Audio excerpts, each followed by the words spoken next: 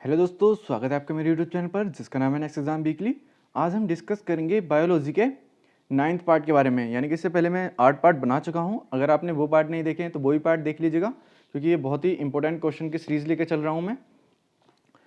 तो हर क्वेश्चन के लिए मैं आपको 5 सेकेंड देता हूँ और एक वीडियो में 10 क्वेश्चन है। इससे क्या होता है, आपकी तैयारी का पता चलता है कि आपकी तैयारी कैसे चल रही है। तो लास्ट में कमेंट सेक्शन में अपना स्कोर बताइएगा कि आपने 10 में से कितने क्वेश्चन सही किए हैं। तो चलिए शुरू करते हैं फिर आज की वीडियो शुरू करने से पहले अगर आप मेरे चैनल पर न्यू हैं तो प्लीज़ चैनल को सब्सक्राइब कर लीजिएगा, और अगर आपको वीडियो पसंद आती है तो लाइक और शेयर जरूर कीजिएगा। तो चलिए आज के शुरू करते हैं फिर आज के पहले क्वेश्चन से। आज का पहला क्वेश्चन है, निम्नलिखित में से कौन सबसे अधिक प्रत्यास्थ है। तो इसमें से सबसे अधिक प्रत्यास्थ क्या है? ए गीली मिट्टी, बी प्लास्टिक, सी रबड़ और डी स्टील। तो 5 सेकेंड है आपके पास, अपना आंसर सोच लीजिएगा कि इसमें से सबसे प्रत्यास्थ क्या है। ए गीली मिट्टी, बी प्लास्टिक, सी रबड़ और डी स्टील। तो 5 सेकेंड हो गए हैं, आपने अब अपना आंसर सोच लिया होगा। अब मैं इसका सही आंसर बता देता हूँ। इसका सही आंसर होगा स्टील, यानी कि इसका डी आंसर सही है। स्टील सबसे प्रत्यास्थ होती है, यानी कि इसका डी आंसर सही है। नेक्स्ट क्वेश्चन,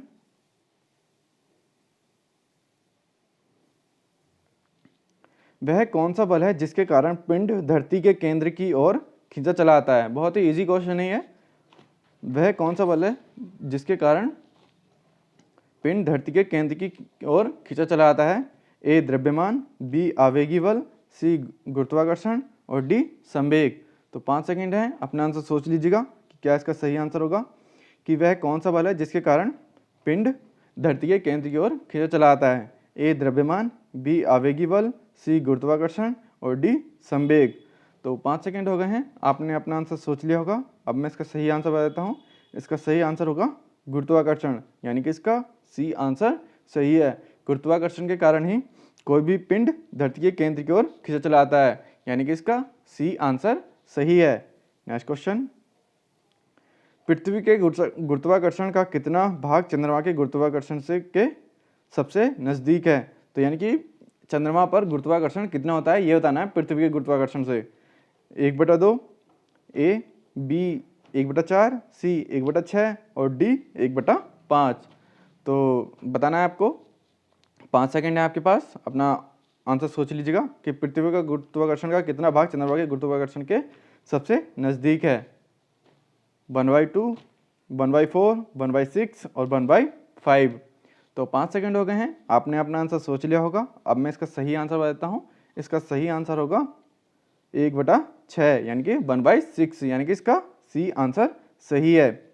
पृथ्वी के गुरुत्वाकर्षण का 1/6 भाग पृथ्वी के चंद्रमा के गुरुत्वाकर्षण के सबसे नज़दीक है, यानी कि इसका सी आंसर सही है। नेक्स्ट क्वेश्चन, आर्किमिडीज का नियम निम्नलिखित में से किससे संबंधित है। तो आर्किमिडीज का नियम इसमें से किसमें संबंधित है ये बताना है आपको। ए गुरुत्वाकर्षण के नियम से, बी समकोण त्रिभुज के नियम से, सी प्लावन के नियम से और डी इनमें से कोई नहीं। तो 5 सेकेंड है, आप अपना आंसर सोच लीजिएगा कि क्या इसका सही आंसर होगा कि आर्किमिडीज का नियम निम्नलिखित में से किससे संबंधित है।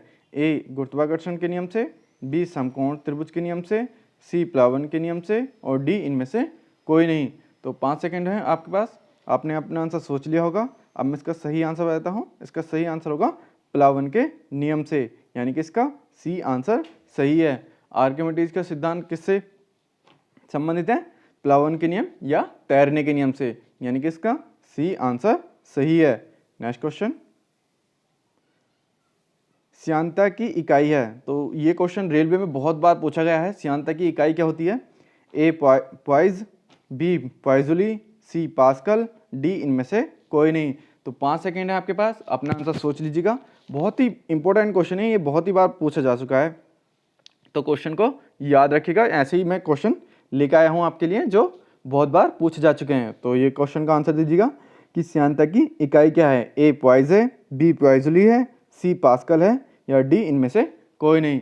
तो 5 सेकेंड हो गए हैं, आपने अपना आंसर सोच लिया होगा। अब मैं इसका सही आंसर बता देता हूँ। इसका सही आंसर होगा पॉइज, यानी कि इसका ए आंसर सही है। श्यानता की इकाई क्या होती है? पॉइज होती है। बहुत ही इंपॉर्टेंट क्वेश्चन है, बार बार रिपीट कर रहा हूँ क्योंकि ये बहुत बार पूछा जा चुका है और पूछे जाने की उम्मीद है। तो चलते हैं नेक्स्ट क्वेश्चन पे। दूध से क्रीम निकालने में कौन सा बल लगता है? तो दूध से क्रीम निकालने में कौन सा बल लगता है ये बताना है आपको। 5 सेकेंड है आपके पास। ए घर्षण बल, बी अभिकेंद्री बल, सी अपकेंद्री बल और डी इनमें से कोई नहीं। तो 5 सेकेंड है, अपना आंसर सोच लीजिएगा कि दूध से क्रीम निकालने में कौन सा बल लगता है। ए घर्षण बल, बी अभिकेंद्री बल, सी अपकेंद्री बल और डी इनमें से कोई नहीं। तो 5 सेकेंड हो गए हैं, आपने अपना आंसर सोच लिया होगा। अब मैं इसका सही आंसर बताता हूँ। इसका सही आंसर होगा अपकेंद्री बल, यानी कि इसका सी आंसर सही है। दूध से क्रीम निकालने में कौन सा बल लगता है? अपकेंद्री बल लगता है। इंपॉर्टेंट क्वेश्चन है क्योंकि इसमें कंफ्यूज हो जाते हैं, अभिकेंद्री बल लगेगा या अभिकेंद्री बल लगेगा या अपकेंद्री बल लगेगा। तो क्वेश्चन को याद रखिएगा, दूध से क्रीम निकालने में कौन सा बल लगता है? अपकेंद्री बल लगता है, यानी कि इसका सी आंसर सही है। नेक्स्ट क्वेश्चन, चाबी भरी घड़ी में कौन सी ऊर्जा होती है? तब हम घड़ी में चाबी भर देते हैं तो उसमें कौन सी ऊर्जा संचित होती है ये बताना है आपको। ए स्थितिज ऊर्जा, बी गतिज ऊर्जा, सी संचित ऊर्जा और डी यांत्रिक ऊर्जा। तो 5 सेकेंड है आपके पास, अपना आंसर सोच लीजिएगा कि क्या इसका सही आंसर होगा कि चाबी भरी घड़ी में कौन सी ऊर्जा होती है। ए स्थितिज ऊर्जा, बी गतिज ऊर्जा, सी संचित ऊर्जा और डी यांत्रिक ऊर्जा। तो 5 सेकेंड हो गए हैं आपके पास, आपने आंसर सोच लिया होगा। इसका सही आंसर बता देता हूँ मैं। इसका सही आंसर होगा स्थितिज ऊर्जा, यानी कि इसका ए आंसर सही है। चाबी भरी घड़ी में कौन सी ऊर्जा होती है? स्थितिज ऊर्जा होती है, यानी कि इसका ए आंसर सही है। नेक्स्ट क्वेश्चन, सूर्य की ऊर्जा उत्पन्न होती है। तो सूर्य की जो ऊर्जा उत्पन्न होती है वो कैसे होती है? ये भी बहुत बार क्वेश्चन पूछा जा चुका है। ए ऑक्सीकरण द्वारा, बी नाभिकीय विखंडन द्वारा, सी आयनन द्वारा और डी नाभिकीय संलयन द्वारा। तो 5 सेकेंड है आपके पास, आप अपना आंसर सोच लीजिएगा कि क्या इसका सही आंसर होगा कि सूर्य से की ऊर्जा कैसे प्राप्त होती है। ए ऑक्सीकरण द्वारा, बी नाभिकीय विखंडन द्वारा, सी आयनन द्वारा और डी नाभिकीय संलयन द्वारा। तो 5 सेकेंड हो गए हैं, आपने अपना आंसर सोच लिया होगा। अब मैं इसका सही आंसर बताता हूँ। इसका सही आंसर होगा नाभिकीय संलयन द्वारा, यानी कि इसका डी आंसर सही है। सूर्य की ऊर्जा कैसे उत्पन्न होती है? नाभिकीय संलयन द्वारा, यानी कि इसका डी आंसर सही है। बहुत बार पूछा जा चुका है तभी ये क्वेश्चन लिया गया है, तो याद रखिएगा कि क्या होता है इसका आंसर। नेक्स्ट क्वेश्चन, वायुमंडल में बादलों के तैरने का कारण है। तो वायुमंडल में बादलों का तैरने का क्या कारण है ये बताना है आपको। 5 सेकेंड है आपके पास। ए दाब, बी घनत्व, सी ताप और डी वेग। तो 5 सेकेंड है, अपना आंसर सोच लीजिएगा कि क्या इसका सही आंसर होगा कि वायुमंडल में बादलों के तैरने का कारण क्या है। ए दाब, बी घनत्व, सी ताप और डी वेग।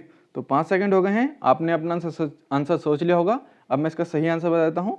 इसका सही आंसर होगा घनत्व, यानी कि इसका बी आंसर सही है।